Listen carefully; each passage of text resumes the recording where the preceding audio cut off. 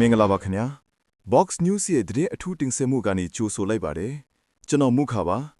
ဒီနေ့မှာတော့ကမ္ဘာစီးပွားရေးရဲ့အချက်အချာထိတဲ့အမေရိကန်နိုင်ငံရဲ့မယုံနိုင်စရာကောင်းလောက်အောင်တိုးတက်လာတဲ့အလို့အကင်အခွင့်အလမ်းသတင်းတွေနဲ့အတူ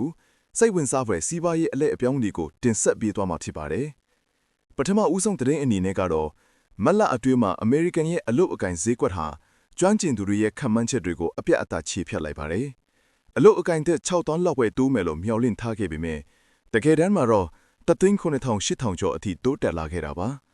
ဒါဟာအလို့လက်မဲ့နှုန်းကို4.3%အထိကျဆင်းစေခဲ့ပြီးစီးပွားရေးအရှိန်အဟုန်ကောင်းညီတဲ့ဆိုတာကိုပြသနေတာပဲဖြစ်ပါတယ်ဆက်လက်ပြီး AI နည်းပညာရဲ့အကျိုးသက်ရောက်မှုအကြောင်းတင်ဆက်ပေးခြင်းပါတယ် AI ကြောင့်အလို့အကင်တွေပျောက်ဆုံးကုန်မယ်လို့စိုးရိမ်နေကြပေမဲ့လက်တွေ့ data တွေအရ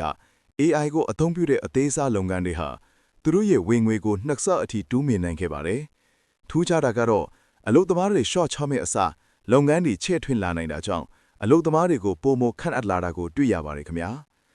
နောက်ဆုံးအနေနဲ့စွမ်းရည်ကဏ္ဍသတင်းကိုတင်ဆက်ပေးပါမယ်လက်ရှိအရှိအလဲပိုင်းကုတီပခတ်တွေကြောင့်ရင်းနှီးစိမ့်စိမ့်နှုန်းတွေမြင့်တက်နေပေမဲ့ဒါဟာခက်တာယာယီတာထိတယ်လို့စီးပွားရေးအကြံပေးတွေကသုံးသပ်ထားပါတယ်